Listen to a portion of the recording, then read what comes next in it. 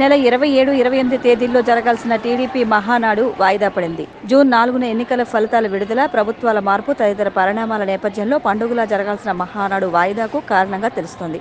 ఈ మేరకు గురువారం జరిగిన టెలికాన్ఫరెన్స్లో అధినేత చంద్రబాబు నాయుడు వెల్లడించారు. పాకిస్తాన్ ఆక్రమిత కశ్మీర్ విషయంలో కేంద్ర హోంశాఖ మంత్రి అమిత్ షా సంచలన ప్రకటన చేశారు. బీజేపీ నేతృత్వంలోని ఎన్డీఏ కూటమి 400 సీట్లతో కేంద్రంలో తిరిగి అధికారం చేపట్టిన తరువాత పీఓకేని తిరిగి స్వాధీనం చేసుకుంటామని స్పష్టం చేశారు. పశ్చిమ బెంగాల్లోని శ్రీరాంపూర్లో నిర్వహించిన ఎన్నికల ప్రచార సభలో ఆయన మాట్లాడుతూ ఈ ప్రకటన చేశారు. ఎన్నికల ముందు అధికార వైసీపీ నుంచి టీడీపీలోకి ఫిరాయించిన ఎమ్మెల్సీ జంగా కృష్ణమూర్తిపై అనర్హత వేటు పడింది. జంగాపై అనర్హత వేటు వేయాలని శాసనమండలి చైర్మన్కు వైసీపీ ఫిర్యాదు చేసింది. పార్టీ ఫిరాయింపుల నిరోధక చట్టం కింద అనర్హత వేటు వేయాలని వైసీపీ కోరింది. ఈ మేరకు YCP whip Lella Appireddy assembly secretary జనరల్కు ఫిర్యాదు చేశారు. వైసీపీ నేతల ఫిర్యాదుపై శాసనమండలి చైర్మన్ మోషేనురాజు జంగా నుంచి పలుసార్లు వివరణ తీసుకున్నారు. జంగా ఇచ్చిన వివరణ ఆధారంగా ఎమ్మెల్సీగా కృష్ణమూర్తి అనర్హుడని పేర్కొంటూ గెజెట్ నోటిఫికేషన్ జారీ చేశారు. పూర్తి స్థాయిలో సార్వత్రిక ఎన్నికల ఫలితాలు వెల్లడయ్యే వరకు ఎలాంటి అవాంఛనీయ సంఘటనలు జరగకుండా అప్రమత్తంగా ఉండాలని Eluru range DIG GVG Ashok Kumar స్పష్టం చేశారు. రెచ్చగొట్టే చర్యలకు, హింసాత్మక సంఘటనలకు పాల్పడే వారిపై కఠిన చర్యలు తీసుకుంటామని హెచ్చరించారు.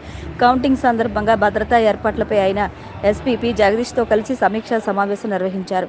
Jagannathapuram checkpost, Gopalapuram police station, Nallajarla police స్టేషన్లను డీఐజీ తనిఖీ చేశారు. కాగా నన్నయ్య యూనివర్సిటీలో ఈవీఎంలను భద్రపరిచిన స్ట్రాంగ్ రూమ్ల వద్ద భద్రతా చర్యలను జిల్లా ఎస్పీ పి జగదీష్ పరిశీలించారు. నిఘా కెమెరాలతో పాటు 24 గంటలు పోలీసులు, కేంద్ర సాయుధ బలగాలతో స్ట్రాంగ్ రూమ్ వద్ద భద్రతా ఏర్పాట్లు చేసినట్లు వెల్లడించారు.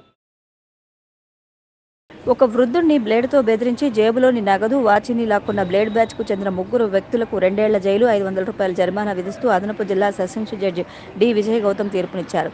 2022లో ధవళేశ్వరం కంచరా లైన్ మెయిన్ రోడ్లో ధవళేశ్వరానికి చెందిన అప్పుల బత్తుల కృష్ణవంశీ అలియాస్ దొంగోడు, కురపాటి సతీష్ అలియాస్ చేతబడి alias Rocky, Ummadi Sai Ganesh alias Sai Dhavaleswaram bus stand వద్ద ఒక వృద్ధుడిని బ్లేడు చూపించి బెదిరించి బలవంతంగా ధవళేశ్వరం గవర్నమెంట్ హాస్పిటల్ వద్దకు తీసుకుని వెళ్లి లాక్కుని ఫిర్యాది జేబులో ఉన్న 100 రూపాయలు, అతని చేతికి ఉన్న వాచీని బలవంతంగా లాక్కుని కొట్టారు. ఆయనతో పాటు ఉన్న 15 ఏళ్ల మనవడు తప్పించుకుని కుటుంబ సభ్యుల ద్వారా పోలీసులకు ఫిర్యాదు చేశాడు. ఈ కేసులో న్యాయమూర్తి బుధవారం తీర్పునిచ్చారు.